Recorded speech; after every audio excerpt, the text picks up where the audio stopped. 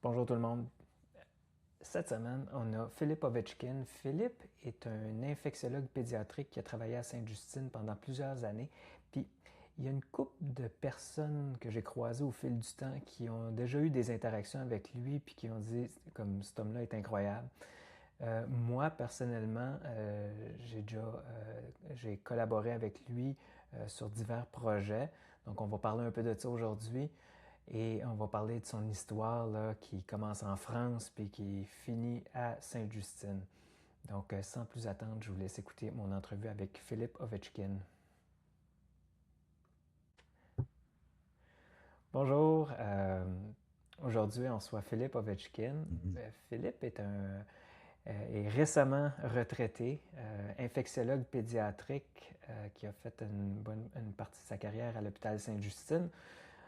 Euh, Puis nous, on s'est rencontrés il y a plusieurs années maintenant dans un contexte pour numériser le Weber, le fameux dictionnaire de pédiatrie. Puis après ça, on a fait un beau projet ensemble d'une application qui s'appelle Antibiothérapie pédiatrique pour ceux qui connaissent. Donc, ça fait quand même plusieurs années de belles collaborations. Philippe vient de prendre sa retraite il y a quelques semaines seulement. Et donc, il a accepté de se joindre à nous pour jaser un peu. Là. Donc, Philippe, juste pour nous donner une petite idée, est-ce que tu peux nous parler un peu de ton parcours de vie? Tu viens d'où? Je viens de chez moi et je vais y retourner. Non, je plaisante. Alors d'où je viens? Ben voilà, je suis né à Paris et puis en fait, ben, tout petit, j'ai certainement été influencé à vouloir faire de la médecine. Alors qu'est-ce qui m'a influencé? Je pense que j'ai eu droit à un médecin traitant à l'époque qui s'était occupé de moi de belle façon. Je crois que c'est en discutant avec une de mes amies qui m'est très chère, je refaisais un petit peu le point sur mes motivations de l'époque et je crois que c'est venu très rapidement. En fait, je dois avoir 7 8 ans dans les années, un petit peu plus, pardon, dans les années 70 et puis dans les années 70, c'est la guerre du Biafra. Biafra, c'est cette province du Niger qui a été l'objet, enfin, qui a voulu être indépendante pendant quelques temps et qui a été soumise du coup au joug du gouvernement nigérien et qui a été l'objet de famines absolument épouvantables. Et donc là, on est à la fin des années 60 hein, et c'est la création en France des French Doctors, les Kouchner et autres de ce monde qui vont créer Médecins sans frontières. Des images terribles qui nous viennent du Biafra et sans doute que ça a été un des degrés de motivation effectivement pour s'inscrire dans cette pour s'inscrire dans l'aide à apporter aux gens qui sont en difficulté. Donc ça, c'était dans le parcours de vie. Donc mes études par la suite, ben, je vais les faire en région parisienne et puis je vais avoir la chance d'intégrer une très belle faculté de médecine à Paris, la faculté de médecine Saint-Antoine, et c'est là où je vais faire mes études. Je vais faire mes études, puis je vais après partir en spécialisation, si je peux dire, enfin dans une spécialité, parce que le concours de l'internat va me le permettre. Et bah, il est évident que pour moi en tout cas, s'il y avait une spécialité qui devait être choisie, c'était la pédiatrie avant tout. Aller s'occuper des plus vulnérables. Et puis, comme je l'ai dit l'an dernier à mes collègues à différentes reprises, ben, parce que c'est aussi quelque chose d'anormal pour moi. Un enfant ne meurt pas avant ses parents. C'est pas inscrit dans la nature des choses. Ça a pas de nom d'ailleurs dans la langue française. Sans doute parce que ça n'a pas de sens non plus, comme je le disais. Et donc c'était non pas un devoir, mais une volonté de pouvoir m'inscrire en fait à pouvoir aider ces patients les plus vulnérables. Et puis ben, j'ai eu une chance absolument incroyable parce que dans ma formation de spécialisation en pédiatrie, j'ai rencontré un homme extraordinaire qui a été mon maître, mon mentor, le professeur Philippe Renner à Créteil. Et lui, sa passion, elle était double. C'était les maladies infectieuses, qui sont quand même une des causes de maladies les plus courantes en pédiatrie, et s'occuper, parce que c'était en plein développement à ce moment-là en France, quand il était plus jeune, s'occuper aussi du système immunitaire, qui est l'autre facette en fait des maladies infectieuses. infectieuses en termes de réponse ou autre. Donc j'ai eu la chance de le rencontrer. C'était un homme qui à la fois était d'une intelligence bien supérieure, qui avait une espèce d'instinct pour la médecine, une espèce d'instinct inné pour la médecine, et puis surtout qui était doté d'un humanisme hors norme. Et le problème, c'est que tu as envie de ressembler à ces gens-là, mais c'est quand même très compliqué de pouvoir y arriver.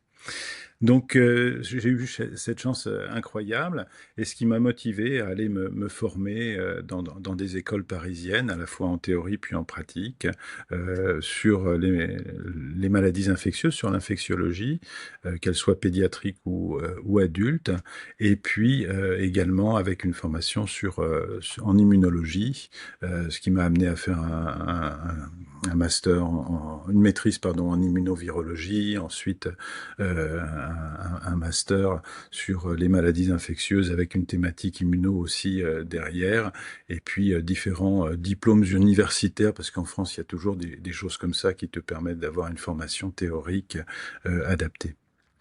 Donc j'ai continué mon activité clinique pendant plusieurs années, jumelé à ça avec là aussi une chance qui m'a été offerte de pouvoir travailler à l'Agence française du médicament, et de comprendre en fait tout l'intérêt de la pharmacologie, de la vaccination également. Et cette entrée à l'Agence française des produits de santé m'a permis aussi d'avoir un pied à l'EMEA, donc à l'Agence européenne, pour évaluer plusieurs dossiers en fait de traitements, de médicaments qui devaient arriver sur le marché.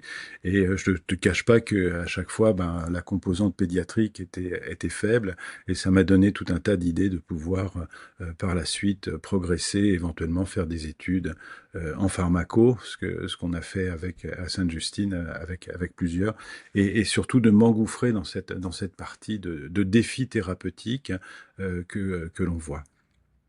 Donc c'est un petit peu ça le parcours. C'est beaucoup de temps passé à l'hôpital. C'est aussi beaucoup de temps passé avec les collègues, avec des patients, et puis surtout avec les jeunes qui arrivent derrière, et à qui j'espère j'avais comment dirais-je, l'enthousiasme et puis l'ambition de vouloir transmettre quelques connaissances pour leur faire gagner du temps, parce que maintenant des connaissances et puis le champ d'exploration est quand même extrêmement large.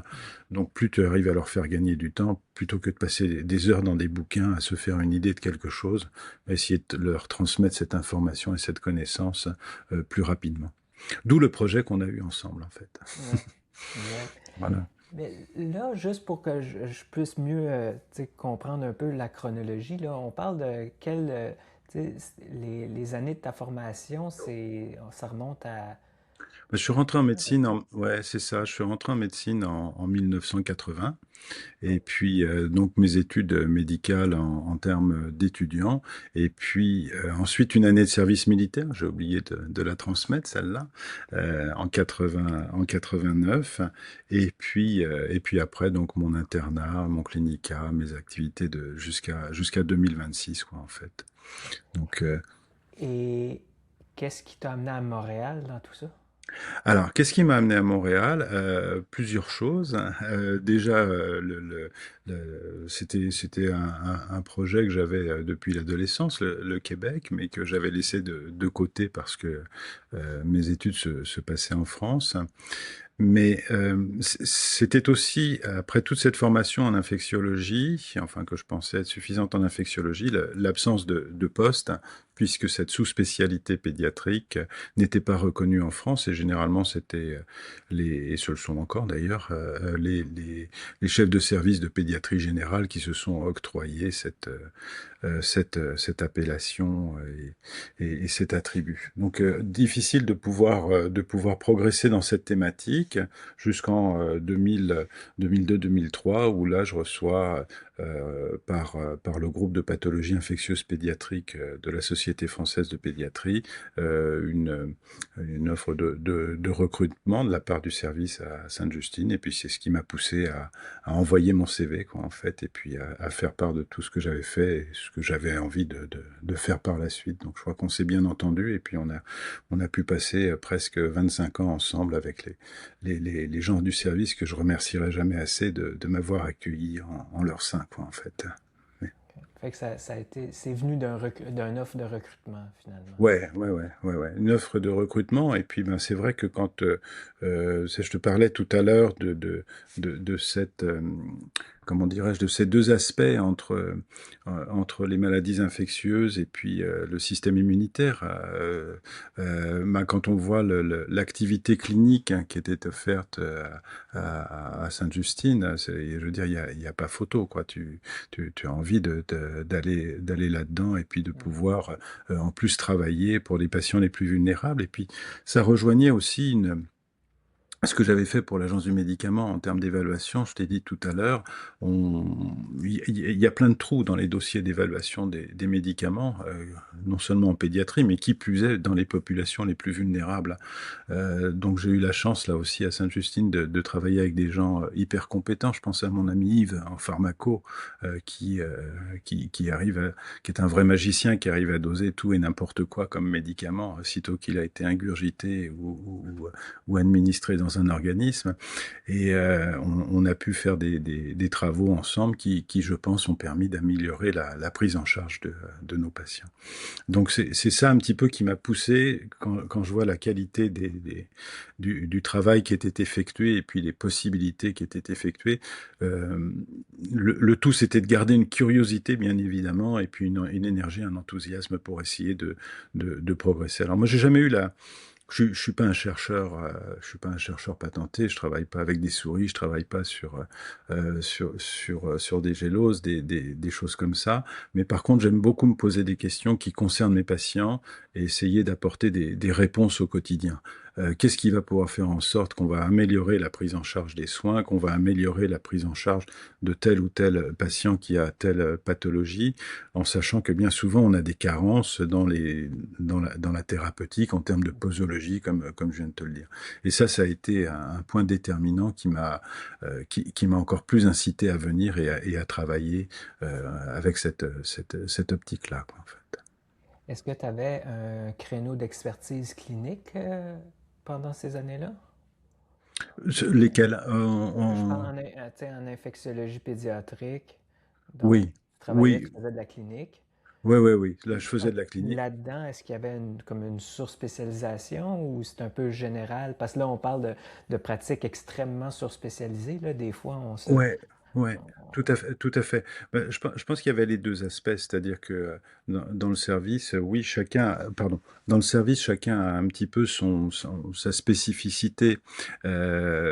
Moi, j'avoue que je me suis assez rapidement branché sur justement les patients immunocompromis, donc en travaillant plusieurs années avec mes collègues d'hémato, onco, d'immunologie, sur ces patients qui avaient un déficit immunitaire inné ou secondaire pour voir, quels pouvaient être ben, les défis à la fois diagnostiques à apporter, et deux, surtout les défis thérapeutiques, hein, chez des enfants qui ont des infections fongiques avec des trucs qui sont tout à fait inhabituels, en fait. Donc, qu'est-ce qu'on peut leur apporter en termes de traitement pour être non seulement efficace, mais en évitant d'être délétère.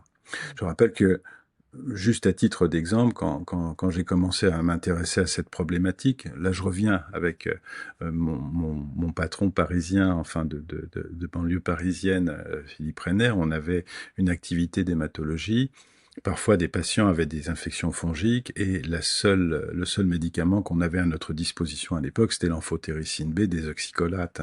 Donc c'était un truc qui était quand même d'une efficacité un peu douteuse, enfin pas douteuse, mais de moins bonne efficacité que de nouvelles thérapeutiques actuelles, mais surtout pourvu d'effets secondaires absolument indéniables.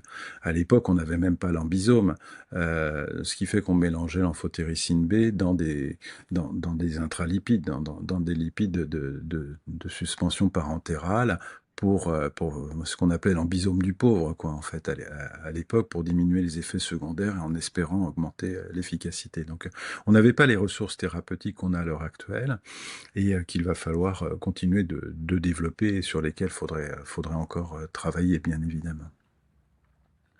Euh, Les maladies infectieuses, si on reprend un petit peu l'historique, je ne sais pas si c'est là que tu voulais m'emmener à un moment donné, mais dans l'histoire, c'est vrai que on était, enfin quand j'ai commencé, on est à la milieu des années, milieu fin des années 80, on a moins de ressources donc pour le traitement des infections fongiques, le traitement des infections virales. Alors là, on n'en parle même pas.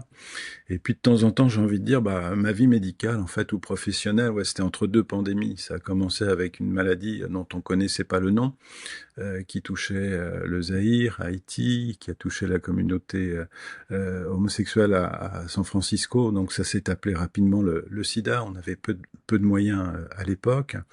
Et puis maintenant, on voit que cette maladie, cette infection, en fait, d'une maladie mortelle est devenue une infection chronique. Donc, en l'espace de quelques décennies, on a quand même gagné là-dessus et ça, c'est remarquable. Euh, En termes d'autres pathologies infectieuses, les fibroses kystiques, je vois les progrès en médecine qui ont pu être faits sur ces 3, 4 décennies pendant lesquelles j'ai pu exercer. Le nombre de jeunes patients que j'ai vus décéder de surinfection, d'insuffisance respiratoire chronique liée aux infections, puis à cette maladie qu'est la fibrose kystique, la mucoviscidose en France. Maintenant, avec les nouveaux traitements, quoi, je veux dire, le programme d'antibiothérapie intraveineuse à domicile qui a été créé et qui généralement ont été créés dans le passé pour prendre en charge ces patients-là, ben, on n'en voit plus.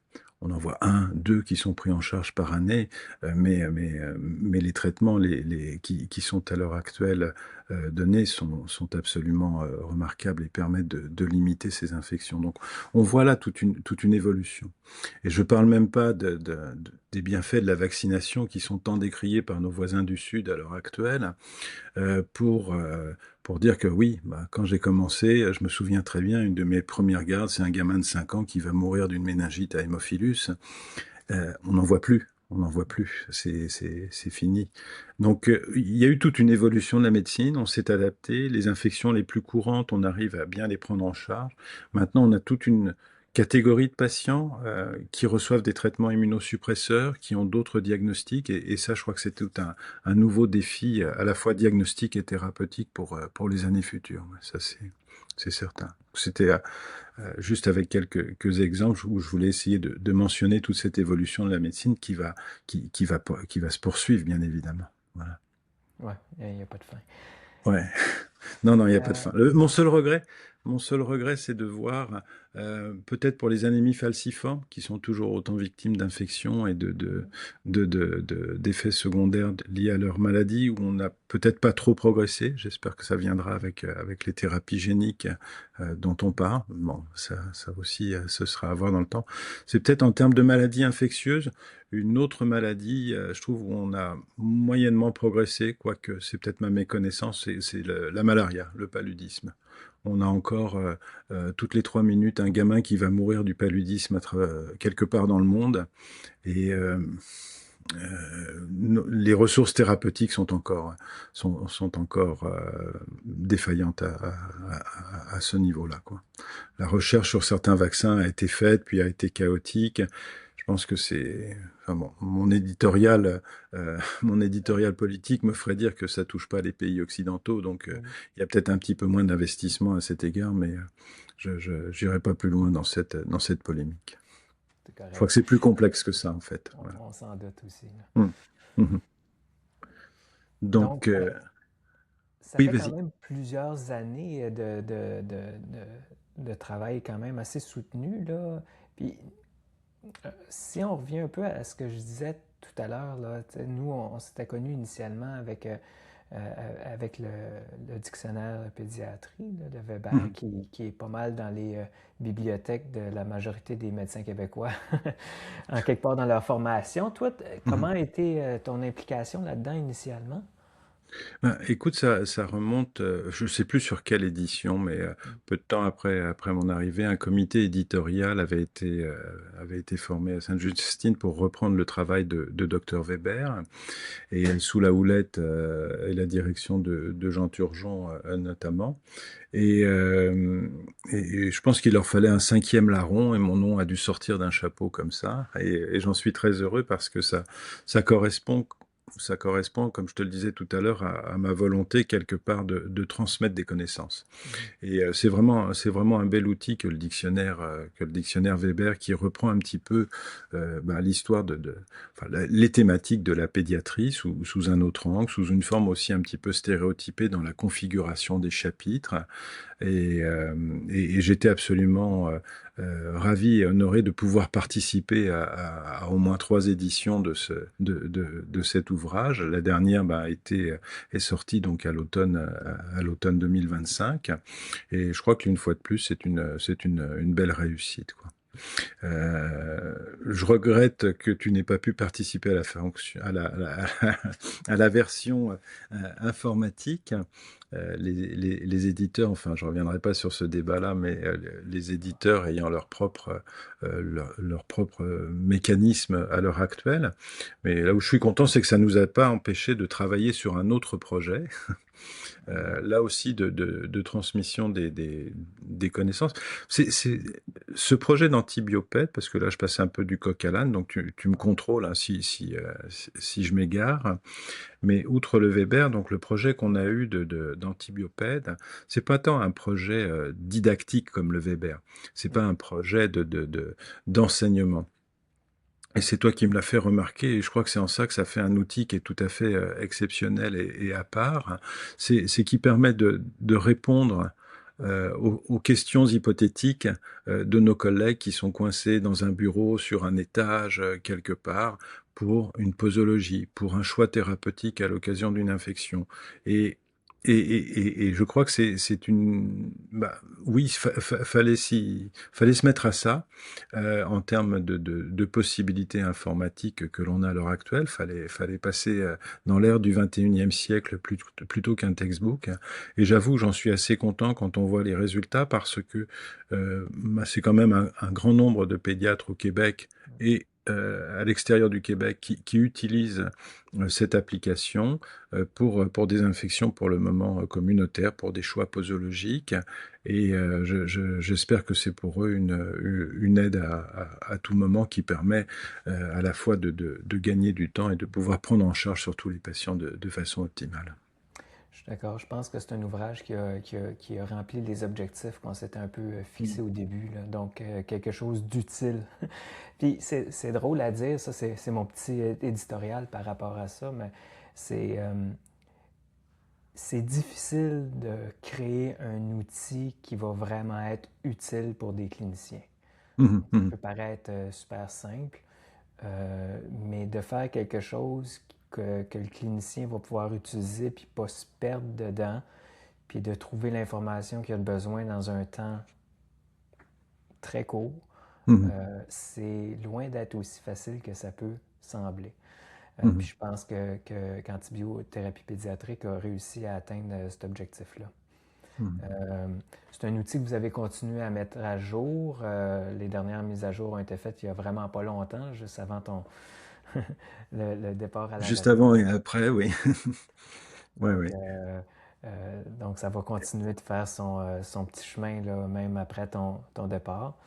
Euh, donc, ça fait quand même quelque chose. En fait, ça laisse un legacy là, de ton travail ici Mhm. dans les dernières années, là. Donc, ça doit être quand même Ouais. bien intéressant. Non, ça c'est superbe, c'est superbe. Et puis, comme je conserve quand même une activité donc, à l'université, ça me donne une certaine légitimité pour les mois à venir à poursuivre sur un projet de ce genre. Je reviens sur ce que tu disais, c'est Antibiopède. Moi, je trouve que c'était euh, un super beau projet. Juste pour les auditeurs, quand tu veux faire court, c'est beaucoup plus long. Et je crois que ça a demandé quand même au moins 3 ans hein, pour qu'on puisse l'amener à bien entre le contenu, la forme, avoir quelque chose de stéréotypé et puis surtout de clair qui permette de répondre, quoi, qu'on se noie pas dans du texte en donnant un peu d'informations, suffisamment, pas trop. C'est toujours difficile de pouvoir arriver à peser ces choses-là. Alors c'est vrai que dans certaines rubriques, il y a beaucoup d'informations, en espérant qu'elles puissent être utiles en termes de mise en garde. Et puis dans d'autres, bah, il y en a peu parce que il y a peu de choses Exact. à apporter, bien évidemment. La plus grande difficulté quand tu ne consacres pas toute ton énergie à un projet de ce genre, parce que tu as une activité clinique d'à côté, qui est assez demandante et autre, bah, c'est la mise à jour. C'est effectivement la mise à jour. Et ça demande une grande vigilance parce que tu veux pas laisser non plus les gens qui te font confiance dans un désarroi ou bien dans un espèce de no man's land en termes de connaissances actuelles. Donc ça, c'est une certaine rigueur qu'il faut conserver et j'avoue que c'est certainement l'un des points les plus difficiles une fois que le projet est lancé, une fois que le projet démarre, c'est de pouvoir conserver quelque chose de qualité. Donc j'espère qu'on parvient encore à le faire, bien évidemment. Ouais, c'est vrai parce que souvent, c'est des projets qui sont chapeautés par une personne. Mhm. Puis c'est cette personne-là qui a la majorité du poids du projet. Là, il y a souvent des collaborateurs, mais ça finit souvent par être une personne Mhm. centrale. Puis le poids des mises à jour est un peu sur les épaules de cette personne-là. Mhm. Mhm. Effectivement, là, c'est vrai que c'est souvent un challenge aussi. Là. Donc, comment dirais-je, je fais toute confiance de toute façon à mes successeurs sur ce projet-là, là, que tu as rencontré pour qu'ils puissent bien évidemment poursuivre avec un objet un outil de qualité comme nous l'avons mis en route. J'aimerais bien aussi que ça puisse diffuser de l'autre côté de l'Atlantique, hein, dans la pédiatrie francophone d'Europe de l'Ouest, là, ou ailleurs. Il y a d'autres implications, à la fois en termes épidémiologiques, historiques, de disponibilité des produits, de recommandations de l'autre côté, mais je pense qu'on va y arriver à un moment donné. Ça en fait beaucoup au fil des années. Est-ce que tu as des conseils à donner aux jeunes médecins, ceux qui commencent? Beaucoup de... Ouais, je crois qu'il faut pas être avare de son temps.